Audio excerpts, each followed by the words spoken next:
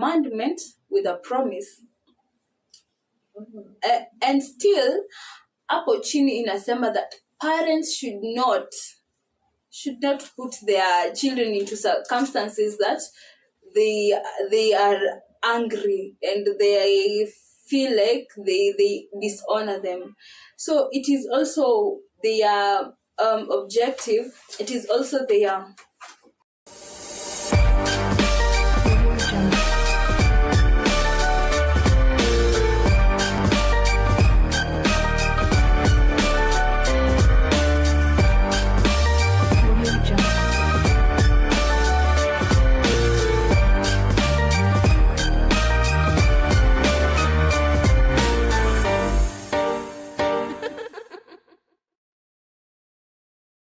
Hello guys, welcome to my YouTube channel. How are you doing? It's been a week. Yeah, karibuni sana, nimewamiss sana. Thank you for subscribing when you subscribe. Thank you for watching. Thank you for sharing when you wanna share. Thank you for liking and commenting. I'm so grateful. And we are growing on nicely. So when you're just subscribed, make sure you hit that subscribe button and to move pamoja vizuri. So today we're going to be talking about childhood traumas, and some of which were brought with different issues. So in the course of the week,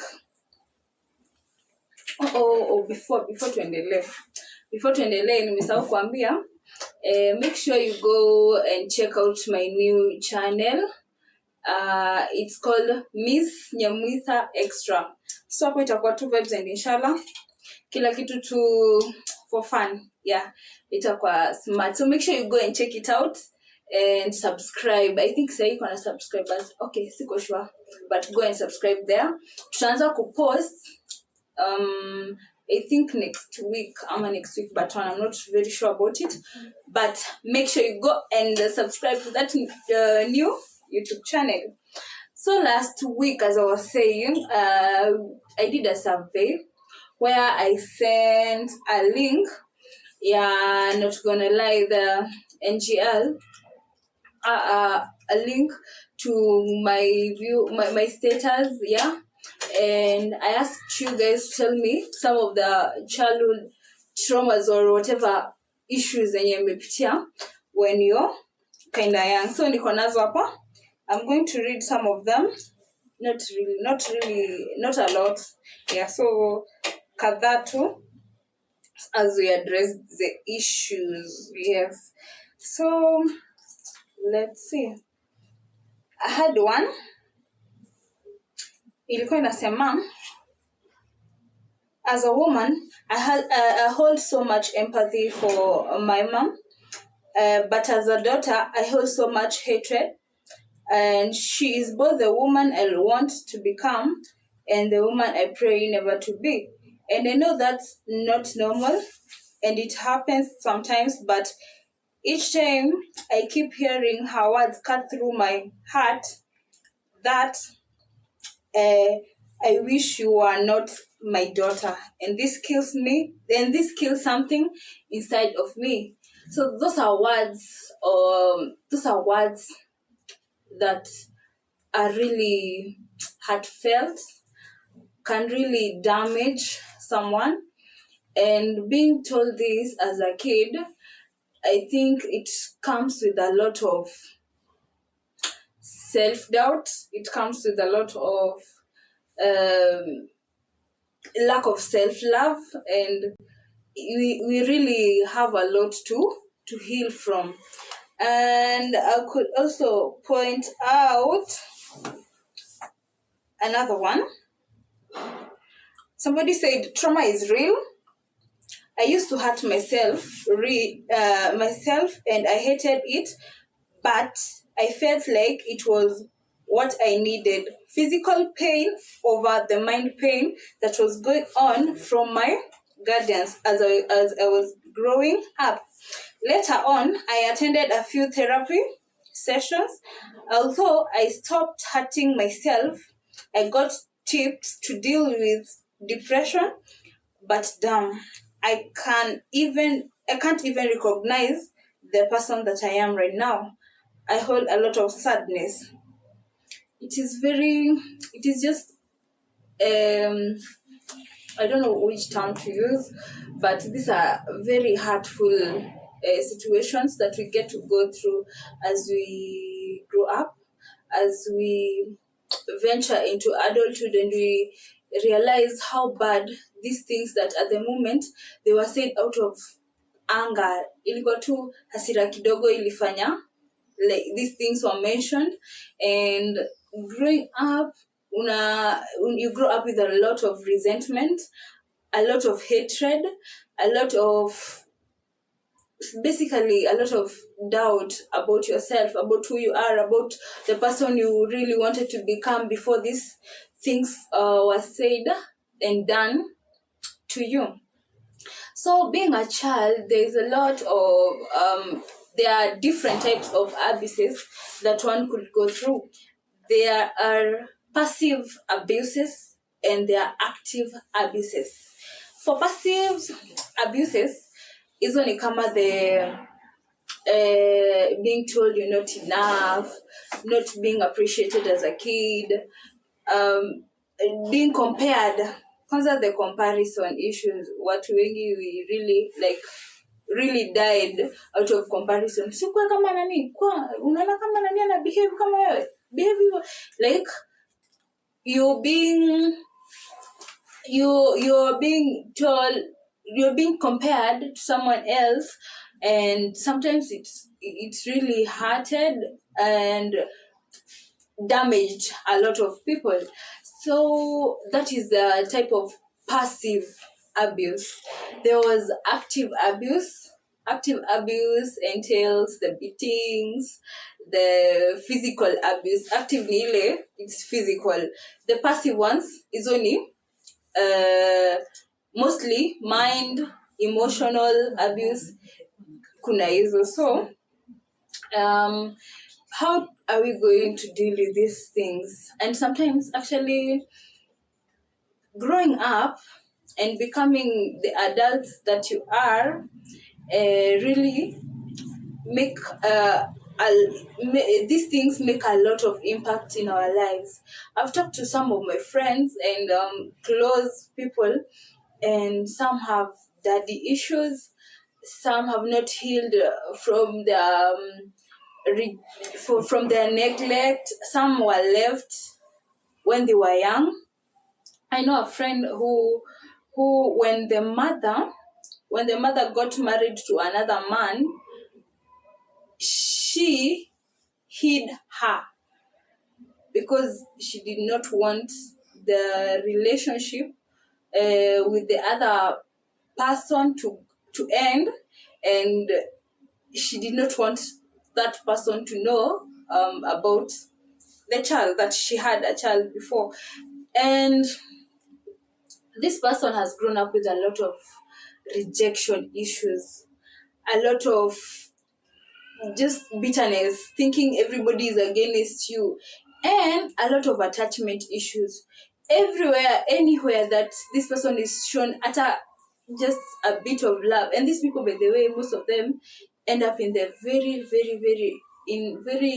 wrong relationships, because someone thinks, hey, this person akona attachment, so nikimwonyesha tu ka love kadogo atakuwa attached. So they become attached, and then now hawezi move past that because of ako ka acceptance kidogo, ako ka validation kidogo ameoneshwa, so anakuwa hapo. And then this person now realizes hata nikikufanyia nini, you can't go anywhere, you can't leave because uko na attachment issues, and they end up in very bad in very bad situations.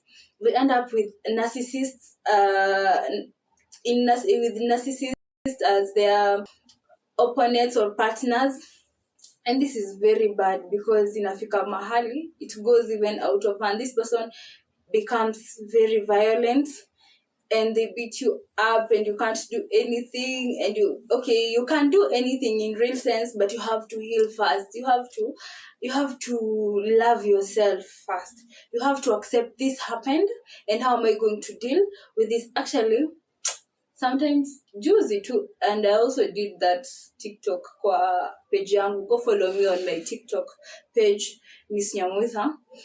I came across a video ilinibo ati somebody was saying, jamani, ati I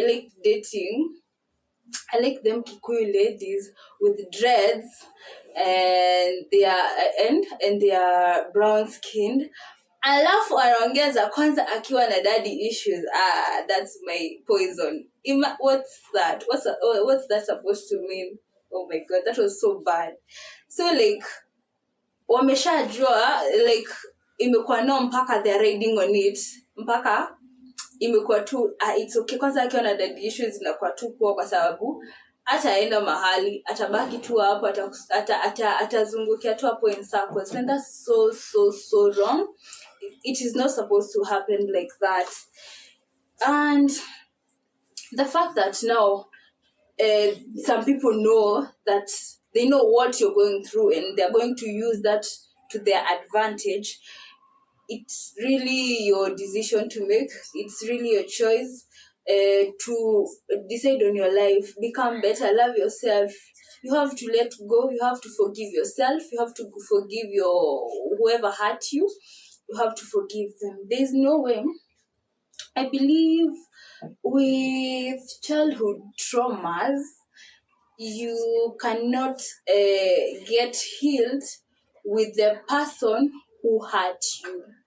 You do not go back to the person who hurt you for healing, because at first, kwanza if it is a parent, definitely atakata. Like some of them don't even know that you need to heal.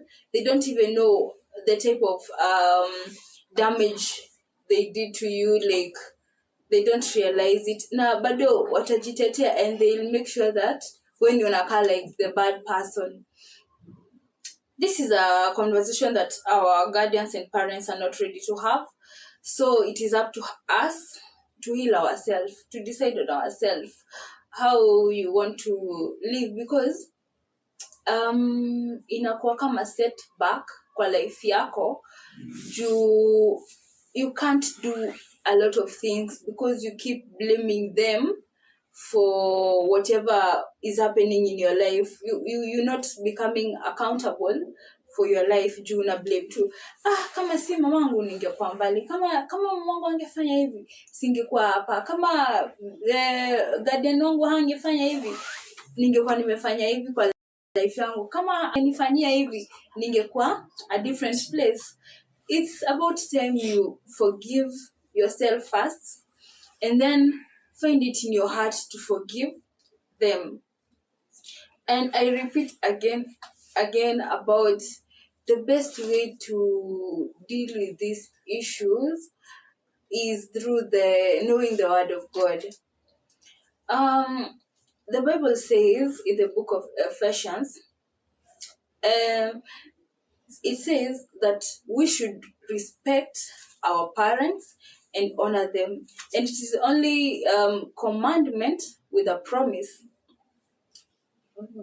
And still hapo chini inasema that parents should not put their children into circumstances that they are angry and they feel like they dishonor them. So it is also their objective. It is also their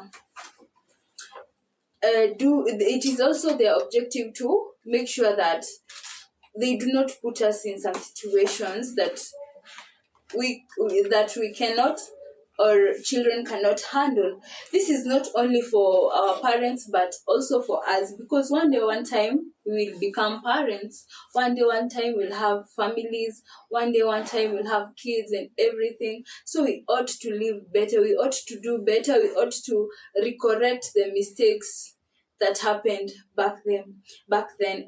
And the only way we can be better is by healing ourselves right now is by searching that wound and knowing it, and start now debunking it small by small, bit by bit. It will really take a toll on you. It will really take you to a place where you might not even understand who you are, or anything that is happening. But it is a journey. It is a journey that is worth to take. It is a journey of healing. It is a journey of healing the next generation. It is a journey of healing our bonds with our parents. It is a journey of loving ourselves more. And my channel really measures on a happier and healthier life. It really measures on mindfulness. It really measures on awareness. Na hizi ni vitu zenye unahitaji kuishi a better life. It's your life. You gotta decide what you gotta do with it and about it.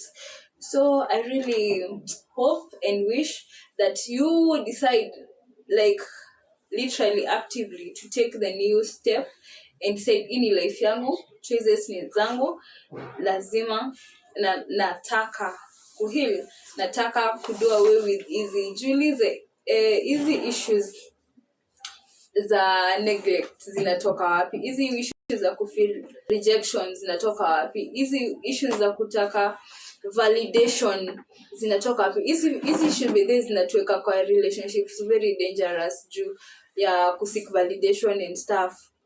Itabidi, imagine, nobody can love you if you don't love yourself. So you have to do it for you. You have to start with yourself kwanza. Take your time away, take your time out, start loving yourself, start creating boundaries. A no is a no for whatever it means. A no is a no, a yes is a yes, and let people respect your boundaries. Kwa sababu wewe mwenyewe usipozirespect, how will people respect them? Start respecting your boundaries, start creating them, start making sure you put them anywhere that you feel disrespected. Imagine, just walk out. Don't condone it. Do not. Anywhere that you feel like it's kitu inafanywa ama kitu inafanyika yenye una feel no about it, yenye una feel ish about it, usinyamaze. Just speak out and make sure they listen. Ama if they don't listen, you just choose your pace. Any day, anytime, choose yourself. Today, tomorrow. Yeah, I was reading somewhere. I found, actually no, a friend of mine sent me a quote. It was by Rumi. It says, yesterday I was clever, so I wanted to change the world. Today I'm wise, I want to change myself. It starts with you. That was my take home from that quote. It starts with you. You choose for you. Choice ni yako.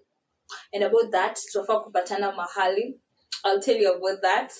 And yeah. It will be a walk by events by 2.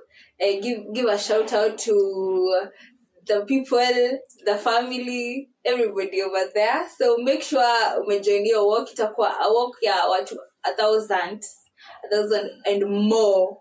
So make sure umejoin your walk, and let's make these decisions for our lives. Let's make these positive decisions for our lives. Let's be better. Let's love ourselves. Let's choose ourselves. Like usiache mtu afinyilie voice yako. Say it and mean it and walk away. Any day, anytime. Be bold. Make sure you love you. Thank you. I love you so much. Bye bye.